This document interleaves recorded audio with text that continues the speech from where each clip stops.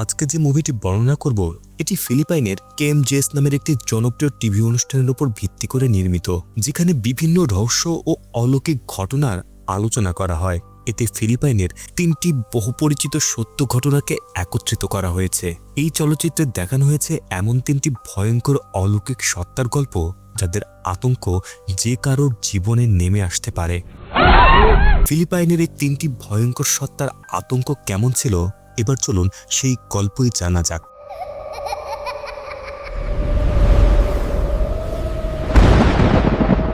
গল্পটি শুরু করার আগে ধন্যবাদ জানাতে চাই 41,200 সাবস্ক্রাইবারদেরকে, যারা আমাকে এত ভালোবাসা দিয়েছেন।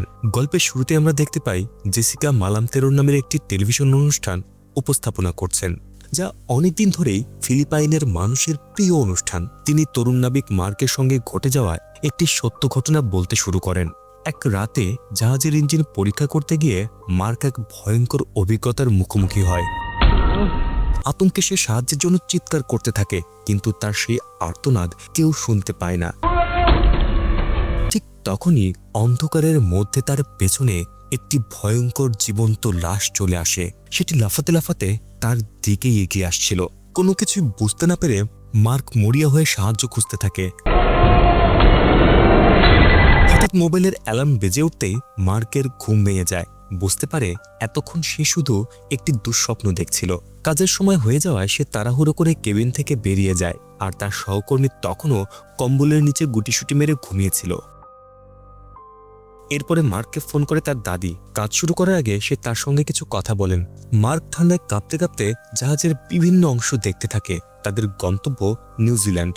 সেখানে পৌঁছাতে অনেক সময় লাগবে। ভিডিও কলে দাদি লক্ষ্য করে মার্ক জাহাজের ক্লিনিকের সামনে দাঁড়িয়ে আছে। এতে দাদি অস্থির হয়ে পড়েন। মার্ক জানায় সে অসুস্থ নয়, শুধু বিশ্রাম নেওয়ার জন্য ক্লিনিকে একটু ঘুমিয়েছিল। সে আরও বলে খুব দ্রুতই জাহাজটি ইন্দোনেশিয়ায় ভিড়বে এবং তখন কয়েকজন ক্রুকে বদলি করা হবে। দাদি মার্কের মঙ্গল কামনা করে ফোন রেখে দেয়। ঠিক তখনই রলি ক্লিনিকে এসে তার অন্তঃসত্ত্বা স্ত্রী গিগিকে ভিডিও কল করে। সে মার্কের সঙ্গে স্ত্রীর পরিচয় করিয়ে দেয়। গিগি হাসি মুখে নিজের নড়াচড়া করা পেট দেখিয়ে বলে গর্ভের সন্তান বাবার কণ্ঠস্বর চিনে ফেলেছে। এই কথা শোনা মাত্রই রলির আনন্দ যেন শেষ হয় না। এই সময় মার্কের মনে পড়ে যায় একটু আগে বিশ্রাম নেওয়ার সময় তার পাশের বিছানায় ঘুমিয়েছিল এক রহস্যময় মানুষ। ঘুম ভাঙার পরও সেই ব্যক্তি পুরো শরীর কম্বলে ঢেকে একইভাবে শুয়েছিল, কিন্তু সে আসলে কে তা মার্ক জানত না। সন্ধ্যা নামতে মার্ক ও রলি রাতের খাবার খেতে যায়। জাহাজের রাঁধুনি লিউ সবাইকে স্বাগত জানাতে 2টি মিষ্টি কেক তৈরি করেছিল, কিন্তু এমিল কোনো অনুমতি না নিয়েই রলির টেবিল থেকে একটি কেক তুলে খেয়ে ফেলে। এরপর সে লিউকে অপমান করে এবং তাকে সমকামী বলে কটাক্ষ করতে থাকে। কিছুক্ষণ পর হঠাৎ করে একটি ভয়ঙ্কর আত্মা সেখানে দেখা যায়। মোটা শরীর, পচা গলা মুখ, দেখতে যেন এক ভয়ঙ্কর প্রেতাত্মা। সে খাবারের টেবিলের পাশ দিয়ে হেঁটে যেতে থাকে, যেন সেও খাবারের অংশ নিতে এসেছে। এই দৃশ্য দেখে মার্ক দ্রুত অন্যদিকে তাকিয়ে নেয়। তখনই লিউ বুঝতে পারে মার্কের ভেতরে অদৃশ্য কিছু দেখার এক অলৌকিক ক্ষমতা রয়েছে। সে জিজ্ঞেস করে, তোমার কি সত্যি তৃতীয় চোখ আছে? মার্ক হেসে উত্তর দেয় সে এখনো হঠাৎ সামনে ভেসে ওঠা এসব আত্মাকে পুরোপুরি উপেক্ষা করতে শেখেনি। লিউ সতর্ক করে জানায় এই জাহাজে প্রায়ই অদ্ভুত সব আত্মা দেখা যায়।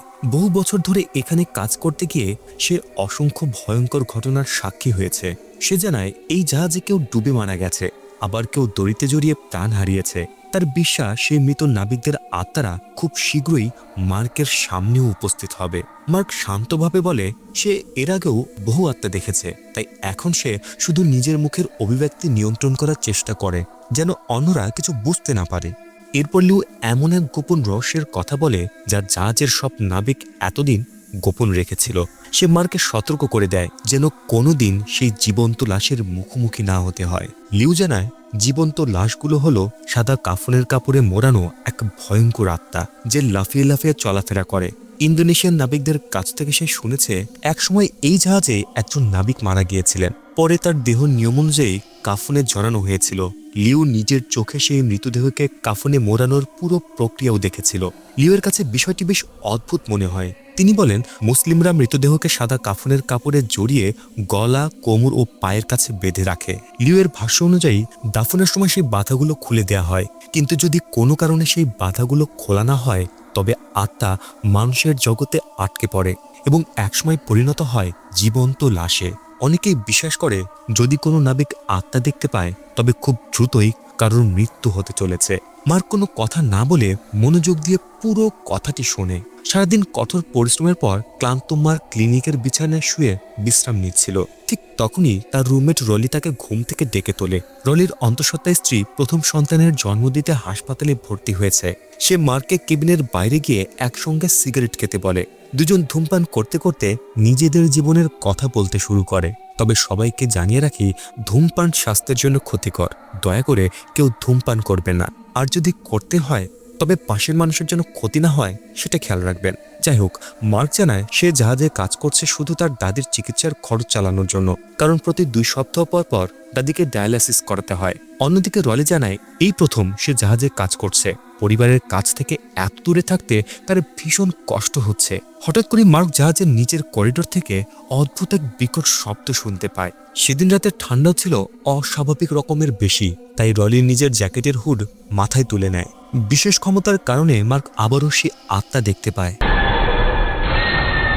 তবে আত্মাটি মাত্র কয়েক মুহূর্তের জন্য দেখা দিয়েই মিলিয়ে যায়। লিওয়ের বলা কথাগুলো মনে পড়তে মার্কের বুক কেঁপে ওঠে। যদি সত্যি এই জীবন্ত লাশের আবির্ভাব মৃত্যুর অশনি সংকেত হয়, সমুদ্রের মাঝখানে আটকে থাকার কারণে তার ভয় আরও বেড়ে যায়, কারণ সেখানে বিপদে পড়লে সাহায্য পাওয়া প্রায় অসম্ভব। পরের দিন মার্ক স্বাভাবিকভাবে কাজে ফিরে যায়। হঠাৎই সে দেখতে পায় তার পা একটি দড়িতে আটকে গেছে এবং তার শরীর উল্টো হয়ে ঝুলছে, মাথা নিচের দিকে, আর শরীর থেকে রক্ত ঝরছে।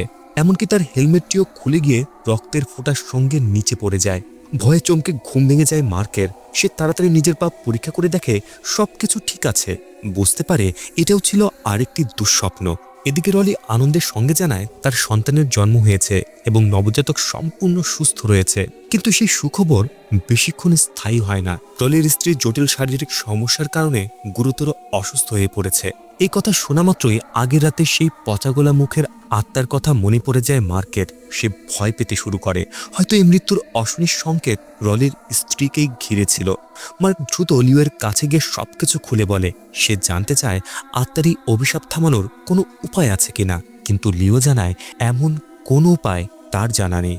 সে শুধু মার্ককে বেশি বেশি প্রার্থনা করতে বলে যেন মানুষের এই বিশ্বাসগুলো সত্যি না হয়। বিকেলে মার্ক আবার রলির সঙ্গে কাজে যোগ দেয়। তারা যখন কাজে ব্যস্ত, ঠিক তখনই মার্ক আবার সেই আত্মা দেখতে পায়। হঠাৎ মনোযোগ হারিয়ে সে ভুল দিকে পানির পাইপ ঘুরিয়ে দেয়। এতে রলি প্রচন্ড রেগে যায়, কিন্তু মার্ক তাকে বলতে পারে না যে সে আসলে আবারও আত্মা দেখেছে। সে শুধু ক্ষমা চেয়ে নিজের কাজে মন দেয়। কাজ শেষ করে মার্ক দাদির শারীরিক অবস্থার খবর নিতে ফোন করে। দুপুরে দাদি মাথা ঘোরা ও দুর্বলতায় ভুগছিলেন। মার্ক তাকে অনুরোধ করে পরদিন যেন দাদিকে অবশ্যই ডাক্তারের কাছে নিয়ে যায়। কথা বলার মাঝপথে হঠাৎ করে মোবাইলের সিগন্যাল কেটে যায়। মার্কের মনে হয় কোনো অশুভ আত্মায় যেন তার ফোনে বাধা সৃষ্টি করেছে। গোসল শেষে সে কেবিনে ফিরে আসে। সেখানে দেখে রলি তার মায়ের সঙ্গে ফোনে কথা বলছে। কিছুক্ষণ পরেই ভয়াবহ খবরটি আসে। প্রসবের পরবর্তী জটিলতার সঙ্গে দীর্ঘ লড়াইয়ের পর রলির স্ত্রী মারা গেছে। এই খবর শুনে রলি ভেঙে পড়ে এবং অঝরে কাঁদতে থাকে। মার্কও গভীরভাবে শোকাহত হয়ে পড়ে। বন্ধুকে একা থাকার সুযোগ দিতে সে চুপচাপ কেবিন থেকে বেরিয়ে যায়। এরপর সে ক্যান্টিনে গিয়ে লিউকে জানায় রলির স্ত্রী আর বেঁচে নেই।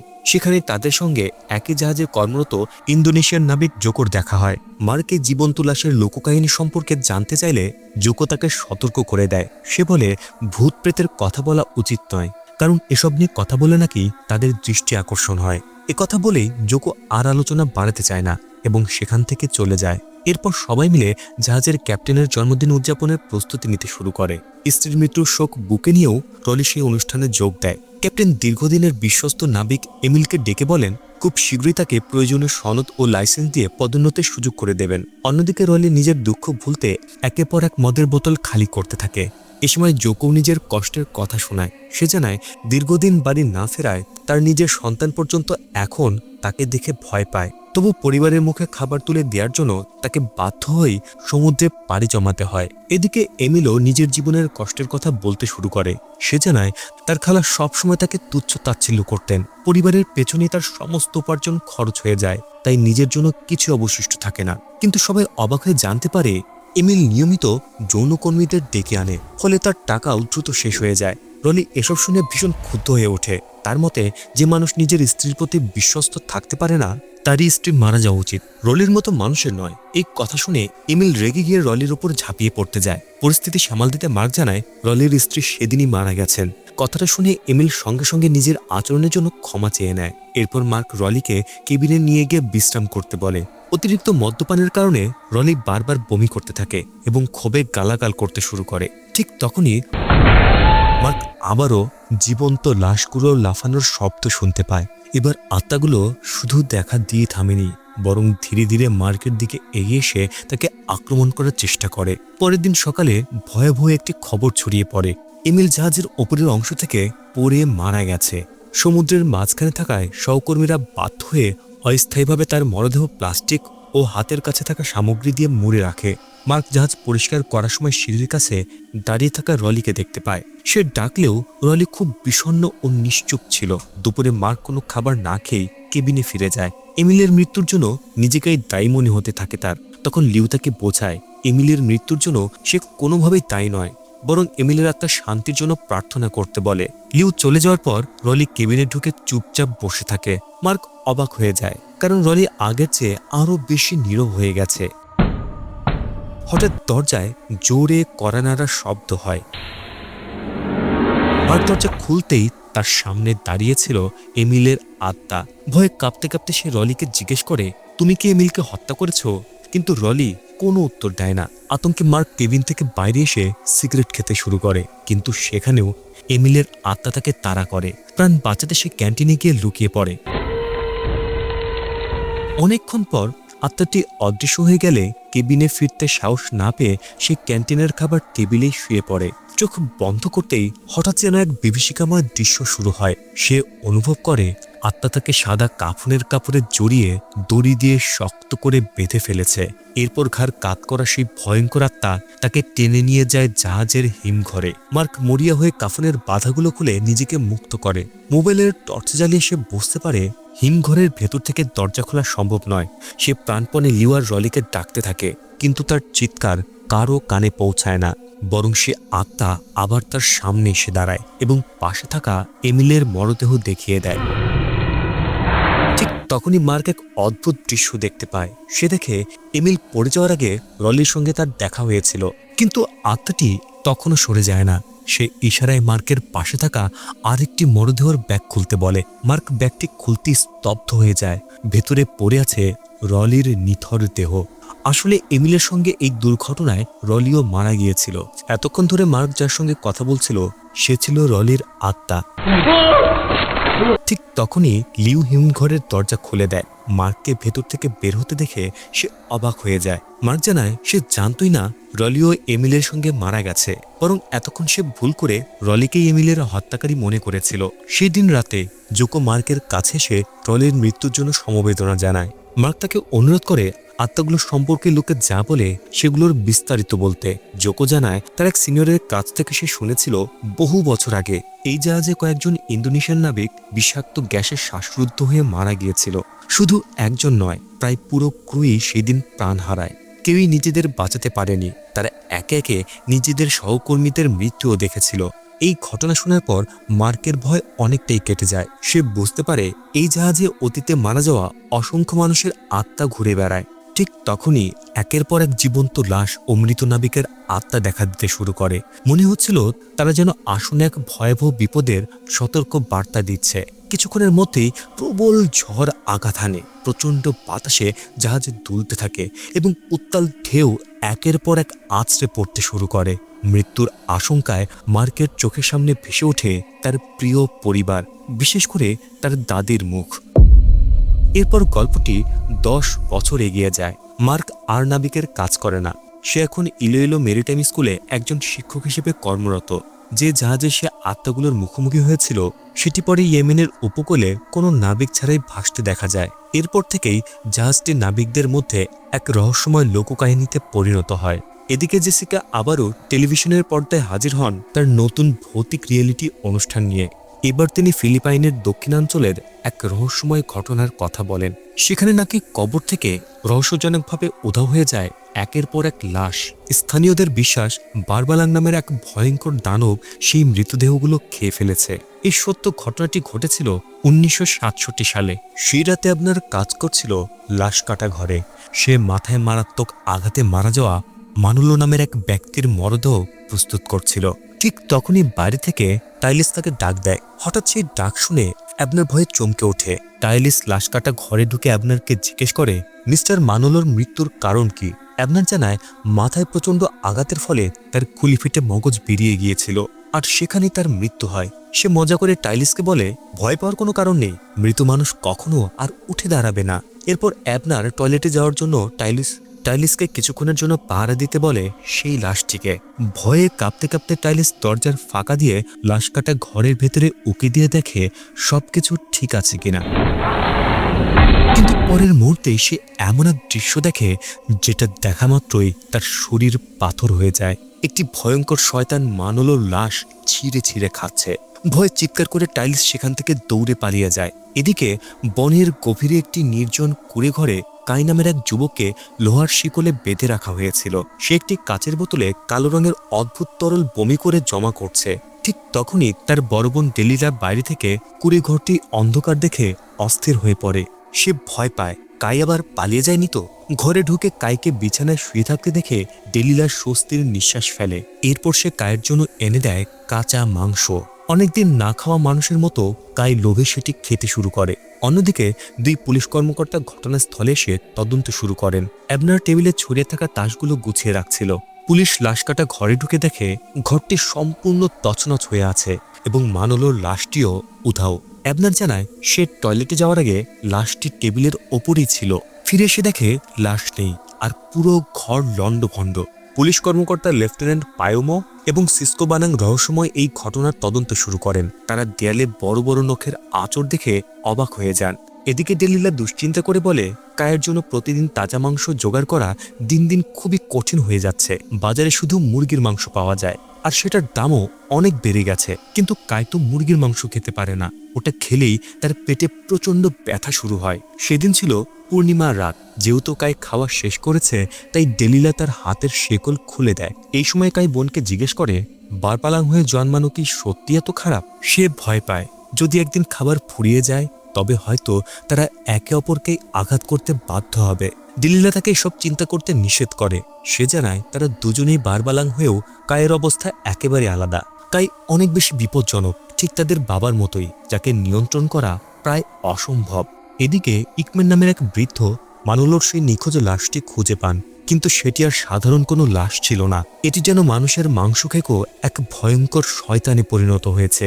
আর কাউকে ক্ষতি করার আগেই বৃদ্ধ ইকমেন সেটিকে আটকে ফেলেন। এদিকে ডেলিলা কায়ের বোতলের ভেতরে থাকা কালো অদ্ভুত প্রাণীটি দেখে চমকে ওঠে। ইদানিং সে প্রায়ই এটি বমি করছে। তার ধারণা হয়তো সে ধীরে ধীরে এই অভিশাপ থেকে মুক্ত হয়ে স্বাভাবিক মানুষে পরিণত হচ্ছে। কিন্তু ডেলিলা বিষয়টি উড়িয়ে দেয়। সে বলে, এগুলো আসলে ভুল করে গিলে ফেলা পোকামাকড়। এগুলো শরীরে থাকলে হজমের সমস্যা করবে, তাই বমি হয়ে বেরিয়ে আসছে। কথা শেষ হতেই সেই অদ্ভুত পোকাটি উড়ে বেরিয়ে আসে। কিছুক্ষণের মধ্যে সেটি ডেলিলার উপর আক্রমণ করে। ডেলিলা মরিয়া হয়ে পোকাটিকে মারার চেষ্টা করে। শেষ পর্যন্ত সে সেটিকে আবার বমি করিয়ে বের করতে সক্ষম হয়। এরপর সে কাইকে বলে, ভবিষ্যতে যদি এই পোকাটি আবার বের হয় তাহলে যেন সঙ্গে সঙ্গে সেটিকে মেরে ফেলে। এদিকে গভীর রাতে বৃদ্ধ ইকমে কাইকে ধরতে ডেলিলার কুঁড়ে ঘরে পৌঁছে যায়। ঘরের সামনে রাখা সব লেবু পায়ে মারিয়ে নষ্ট করে দেয়। শব্দগুলো শোনা মাত্রই ডেলিলা হাতে দাঁড়িয়ে বেরিয়ে এসে বৃদ্ধকে তাড়িয়ে দেয়। কায়ের লুকিয়ে থাকার জায়গাটা জানতে পেরে বৃদ্ধ ইকমে সরাসরি থানায় গিয়ে লেফটেন্যান্ট পাইমোর কাছে অভিযোগ করে। তিনি ফিসফিস করে জানান শহরে একটি বারবালাং অবাধে ঘুরে বেড়াচ্ছে, কিন্তু লেফটেন্যান্ট এসব কুসংস্কার বলে উড়িয়ে দেন। তখন ইকমে বলেন, বারবালাং সবসময় ক্ষুধার্ত থাকে এবং লাশ খেয়েই বেঁচে থাকে। তাদের চোখ বিড়ালের মতো, ডানা বাদুরের মতো, আর হাত জুড়ে থাকে ধারালো নখ। পূর্ণিমার রাতে তাদের শক্তি আরো বেড়ে যায়। তবুও পাইমো কিছুতেই বিশ্বাস করতে চান না, বরং তিনি বৃদ্ধকে এসব কুসংস্কারের কথা বলা বন্ধ করতে বলেন। ইকমে জোর দিয়ে বলেন, শহরের প্রান্তে লুকিয়ে থাকা ডেলিলা ও তার ভাইকে অবিলম্বে গ্রেপ্তার করা উচিত। তার সন্দেহ ডেলিলার ভাই সেই বারবালাং যে লাশ কাটা ঘর থেকে বারবার লাশ চুরি করছে। পরের দিন পুলিশ টাইলিসকে জিজ্ঞাসাবাদ করেন। টাইলিস জানায় সে নিজের চোখে একটি ফ্যাকাশ সাদা বারবালাংকে লাশ কাটা ঘরে ঢুকে তাণ্ডব চালাতে দেখেছে। সে ওই শয়তানটির যে বর্ণনা দেয় তা বৃদ্ধ ইকমের কথার সঙ্গে পুরোপুরি মিলে যায়। তবুও তারা তার কথা বিশ্বাস করতে রাজি হন না। পাইমো বানাং টাইলিসের কথা বিশ্বাস না করে তাকে মিথ্যাবাদী বলে অভিযুক্ত করে। সত্য কথা বের করার জন্য তারা নির্মমভাবে তাকে নির্যাতন করতে শুরু করে।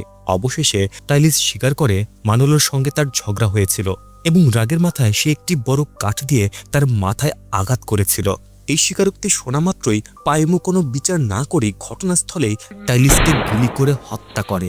এরপর তারা বৃদ্ধ ইকমে ও টাইলিসের কথার সত্যতা যাচাই করতে ডেলিলাকে খুঁজতে বের হয়। রাতে অন্ধকারে বন তল্লাশি করতে করতে তার একটি ছোট্ট কুড়েঘরের সন্ধান পায়। ডেলিলা নিজের ভাইকে রক্ষা করার চেষ্টা করে, কিন্তু বানাং সতর্কবার্তা হিসেবে একটি গুলি ছোড়ে। শেষ পর্যন্ত দুই ভাই বোনকেই গ্রেফতার করা হয়। তবে পুলিশের গাড়িতে করে নিয়ে যাওয়ার সময় ডেলিলা চলন্ত গাড়ি থেকে লাফ দিয়ে পালিয়ে যেতে সক্ষম হয়, কিন্তু কাই পালাতে পারেনি। তাকে একটি পরিত্যক্ত গুদামে আটকে রাখা হয়। এদিকে পাইমো ঘোড়ায় চড়ে ডেলিলাকে তাড়া করতে থাকে। অন্যদিকে গুদামে বানাং ও কয়েকজন পুলিশ সদস্য কাইকে পাহারা দিচ্ছিল।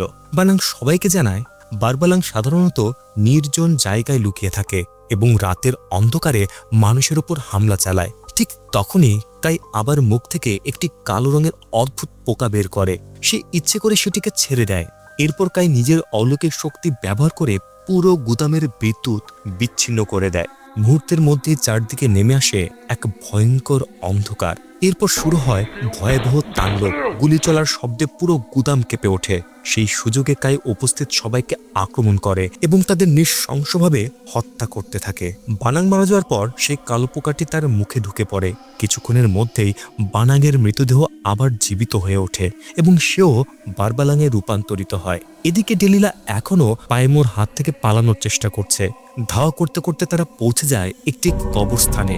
পাইমো গুলি করে ডেলিলার পায়ে আঘাত করে এবং তাকে গ্রেফতার করতে এগিয়ে যায়। ঠিক সেই সময় তার পেছনে সত্যিকারের এক ভয়াবহ বারবালাং আবির্ভূত হয়।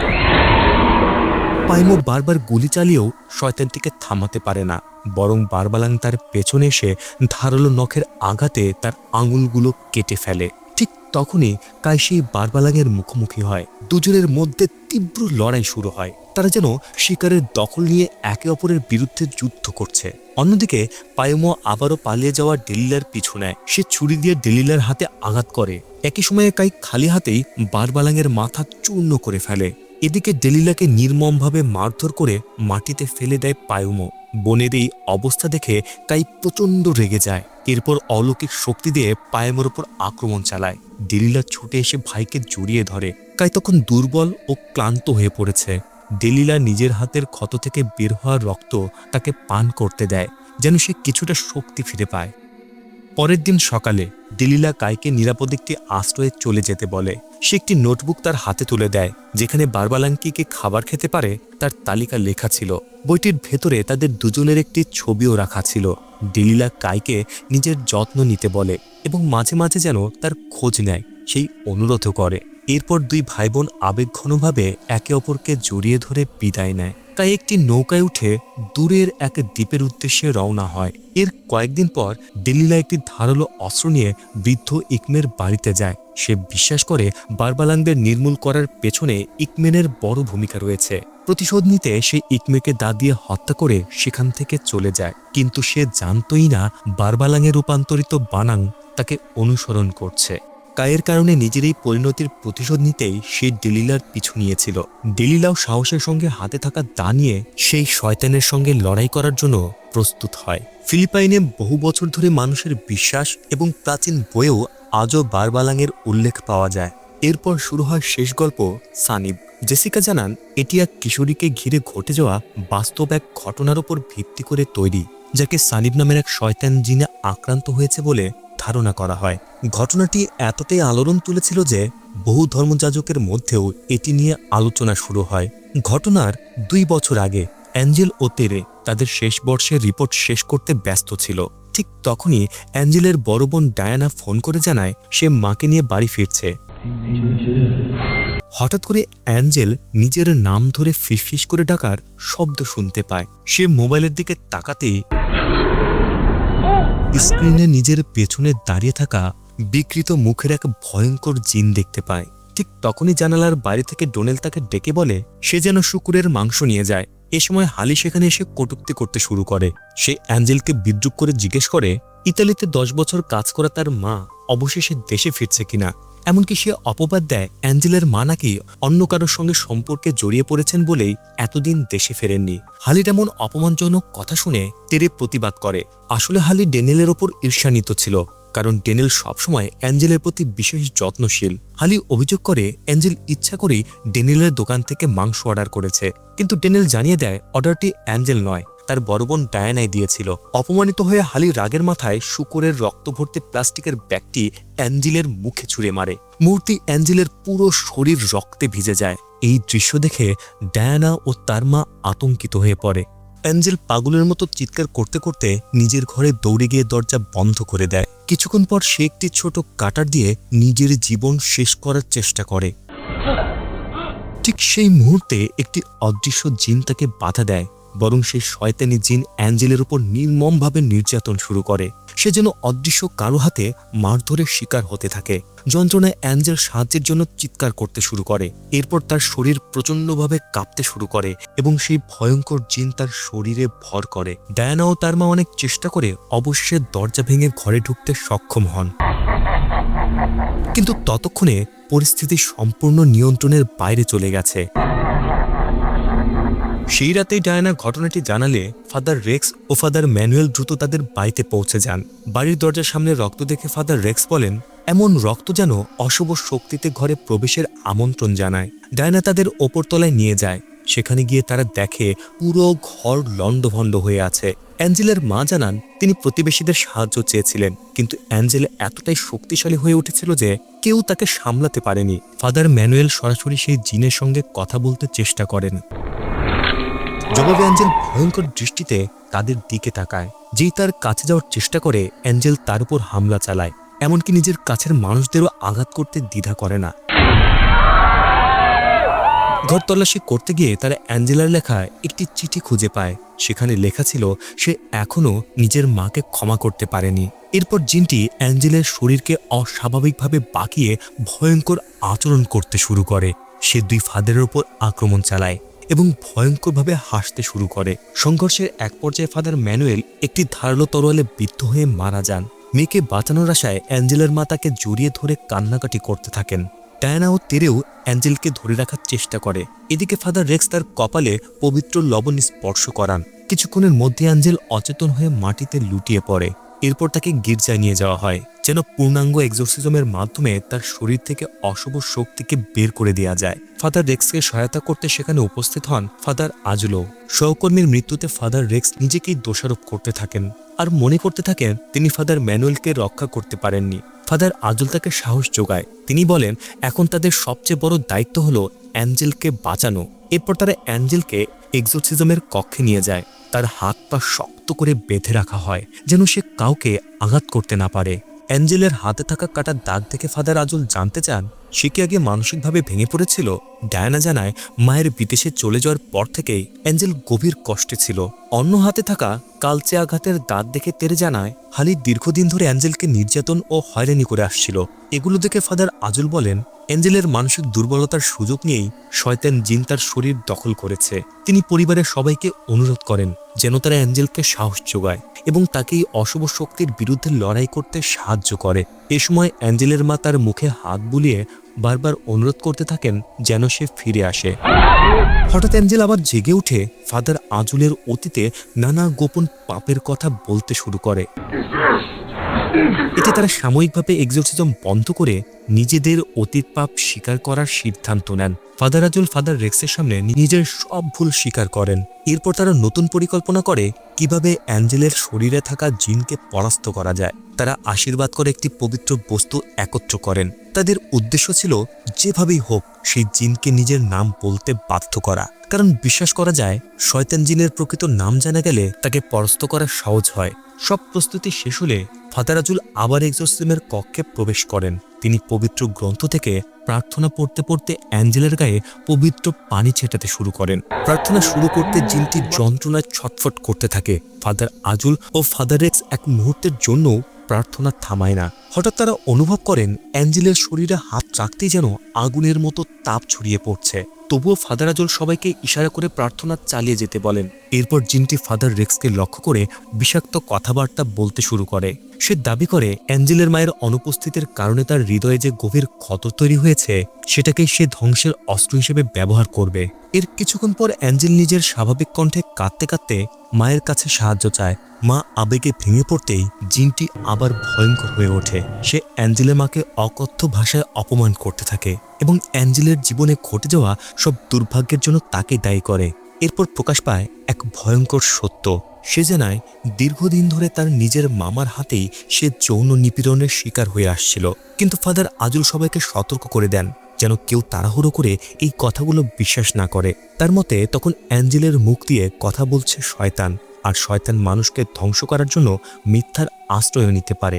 সেই স্বীকারোক্তির ধাক্কা কাটিয়ে ওঠার আগেই হঠাৎ অ্যাঞ্জেলের হাত পা বাঁধা দড়িগুলো নিজে থেকেই আগুন ধরে পুড়ে যেতে শুরু করে। মুহূর্তের মধ্যেই সে মুক্ত হয়ে যায়। তারপর অবিশ্বাস্য গতিতে অ্যাঞ্জেল ফাদার রেক্সের দিকে ঝাঁপিয়ে পড়ে। ফাদার রেক্স নিশ্চুপ হয়ে দাঁড়িয়ে থাকেন। অ্যাঞ্জেলের শরীরের ভেতরে থাকা সেই অশুভ শক্তি একে একে বহুদিনের লুকিয়ে রাখা গোপন তথ্য প্রকাশ করতে শুরু করে। শুধু অ্যাঞ্জেলের অতীত নয়, বিভিন্ন যাজকের সঙ্গে জড়িত যৌন নিপীড়নের ঘটনাগুলোও প্রকাশ্যে চলে আসে। এমনকি সেই জিন এটাও জানায় নির্যাতনের শিকার হওয়া একজন মেয়ে শেষ পর্যন্ত সেই অসহনীয় যন্ত্রণা সহ্য করতে না পেরে নিজের জীবনই শেষ করে দিয়েছিল। এ সময় সকলে একসঙ্গে প্রার্থনা শুরু করে। প্রার্থনার প্রতিটি শব্দ উচ্চারিত হওয়ার সঙ্গে সঙ্গে অ্যাঞ্জেল যন্ত্রণার চিৎকার করে ওঠে। ফাদার রেক্স যখন তার কপালে ক্রুশ স্পর্শ করান তখন অ্যাঞ্জেলের পুরো শরীর প্রচণ্ডভাবে কেঁপে ওঠে। কিন্তু পরের মুহূর্তেই সে হঠাৎ ঘর থেকে অদৃশ্য হয়ে যায়। সবাই আতঙ্কিত হয়ে গির্জার বিভিন্ন জায়গায় তাকে খুঁজতে ছুটে যায়। কিছুক্ষণ পর এক তরুণ যাজক অবশেষে অ্যাঞ্জেলকে খুঁজে পান, কিন্তু কাছে যাওয়ার আগেই অ্যাঞ্জেল অস্বাভাবিকভাবে মুখ বড় করে খুলে ফেলে। হঠাৎ তার মুখের ভেতর থেকে একটি হাত বেরিয়ে এসে সেই তরুণ যাজকের চোখ উপড়ে ফেলে। এরপর সে তার ঘনিষ্ঠ বন্ধু তেরের পিছু নেয়। কোনো রকমের দয়া না দেখিয়ে অ্যাঞ্জেল তেরেকে এমন জোরে আঘাত করে যার ফলে সে দেয়ালে ছিটকে পড়ে ঘটনাস্থলেই মারা যায়। কিন্তু অ্যাঞ্জেলের তাণ্ডব তখনও থামে না। এবার তার নিজের বোন ডায়ানাই পরবর্তী লক্ষ্য হয়ে ওঠে। সে ডায়ানার চুল মুঠো করে ধরে গির্জার করিডোর জুড়ে নির্মমভাবে টেনে নিয়ে যেতে থাকে। ঠিক তখনই তাদের মা সেখানে পৌঁছে যান। মা ডায়ানাকে বাঁচানোর চেষ্টা করেন, আর ফাদার আজল ও ফাদার রেক্স আবারও অ্যাঞ্জেলকে আটকে রেখে মুক্তির রিচুয়াল শুরু করেন। কিন্তু এবার অ্যাঞ্জেলের প্রতিরোধ আগের চেয়েও ভয়ঙ্কর হয়ে ওঠে। নিজের অস্বাভাবিক শক্তি দিয়ে সে ফাদার আজলকে দূরে ছিটকে ফেলে দেয়। এর মাঝেই ফাদার রেক্স দেয়ালে লেগে থাকা তেরের রক্তের দাগ দেখতে পান। মুহূর্তের মধ্যেই তার মুখ ফ্যাকাশে হয়ে যায়। তিনি আবারও বলেন রক্ত শয়তানের জন্য এক ধরনের আমন্ত্রণ। আর সত্যি কিছুক্ষণের মধ্যেই পুরো গির্জা জুড়ে শয়তানের উপস্থিতি অনুভূত হতে শুরু করে। অ্যাঞ্জেল যেন বহুদিনের প্রতীক্ষিত কারো আগমনের স্বাগত জানিয়ে তৃপ্তির হাসি হাসে। মুহূর্তের মধ্যে হাজার হাজার বাদুড় গির্জার ভেতরে ছড়িয়ে পড়ে। বাদুড়গুলো অ্যাঞ্জেলের চতুর্দিকে ঘুরতে থাকে, আর চারপাশের পরিবেশ আরও ভয়ঙ্কর হয়ে ওঠে। ঠিক সেই সময় অ্যাঞ্জেলের মা হঠাৎ শূন্যে ভেসে ওঠেন। মনে হচ্ছিল কোনো অদৃশ্য শক্তি তার গলা চেপে ধরেছে। ফাদার আজল দ্রুত তাকে বাঁচানোর চেষ্টা করেন, আর ফাদার রেক্স পুরো মনোযোগ দেন অ্যাঞ্জেলকে স্বাভাবিক অবস্থায় ফিরিয়ে আনতে। কিন্তু পরিস্থিতি আরও খারাপ হতে থাকে। ফাদার রেক্সের প্রার্থনাগুলো যেন আর কোনো কাজই করছে না। অ্যাঞ্জেল আবার ভয়ঙ্কর হয়ে ওঠে এবং সামনে যাকেই পায় তার উপরে হামলা চালাতে শুরু করে, এমনকি ফাদার আজল ও ডায়ানাকেও। নিজের মেয়েকে অশুভ শক্তির কাছে পুরোপুরি হারিয়ে যেতে দেখে অ্যাঞ্জেলের মা পাগলের মতো কেঁদে ওঠেন। গভীর অনুতাপে তিনি নিজের সব ভুলের জন্য ক্ষমা চান এবং প্রতিশ্রুতি দেন অ্যাঞ্জেল বেঁচে ফিরলে তিনি সবকিছুর প্রায়শ্চিত্ত করবেন। মায়ের সেই কথাগুলো ধীরে ধীরে অ্যাঞ্জেলের ভেতরের ক্রোধকে শান্ত করতে শুরু করে। সুযোগ বুঝে ফাদার রেক্স তার কপালে পবিত্র লবণ মেখে দেন। সঙ্গে সঙ্গে অ্যাঞ্জেল যন্ত্রণায় চিৎকার করে ওঠে। তার পুরো শরীর প্রচণ্ডভাবে কাঁপতে থাকে, যেন ভেতরে থাকা কোনো শক্তির সঙ্গে সে লড়াই করছে। রিচুয়াল চলাকালীন হঠাৎ ফাদার রেক্সের চোখে একটি চিত্র পড়ে, যেখানে লেখা ছিল মার্ক 9 অধ্যায়। সঙ্গে সঙ্গে তার সেই অধ্যায়ের বাণী মনে পড়ে যায় এবং তিনি জোরে জোরে তা পাঠ করতে শুরু করেন। কিছুক্ষণ পর তিনি অবশেষে জানতে পারেন অ্যাঞ্জেলের শরীরে ভর করা শয়তানের নাম লিজিয়ন। তিনি উচ্চস্বরে সেই নাম উচ্চারণ করেন, লিজিয়নের নাম উচ্চারণ হতেই অ্যাঞ্জেল ভয়াবহ এক চিৎকার করে ওঠে।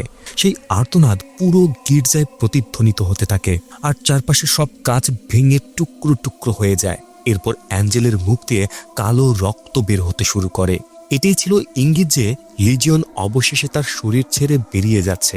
তবুও হঠাৎ অ্যাঞ্জেলের শরীর শূন্যে ভেসে ওঠে, কিন্তু ফাদার এক মুহূর্তের জন্য প্রার্থনা থামান না। তিনি অনবরত মুক্তির প্রার্থনা করতে থাকেন, আর ধীরে ধীরে অ্যাঞ্জেলের শরীর আবার মাটিতে নেমে আসে। কিছুক্ষণ পর অ্যাঞ্জেলের জ্ঞান ফেরে। একটু আগেও যে চোখে শুধু ঘৃণা ছিল, সেখানে এখন ভেসে ওঠে গভীর আবেগ। সে সামনে দাঁড়িয়ে কাঁদতে থাকা নিজের মায়ের দিকে তাকায়, তারপর আর কোনো কথা না বলে তাকে ক্ষমা করে দেয়। এর মধ্য দিয়েই মুক্তির রিচুয়াল শেষ হয়, আর লিজিয়নকে সফলভাবে অ্যাঞ্জেলের শরীর থেকে বিতাড়িত করা হয়। এভাবে শেষ হয় এই চলচ্চিত্রের তৃতীয় ও শেষ ভৌতিক গল্প। আপনাদের মতে সবচেয়ে ভয়ঙ্কর গল্পটি কোনটি ছিল?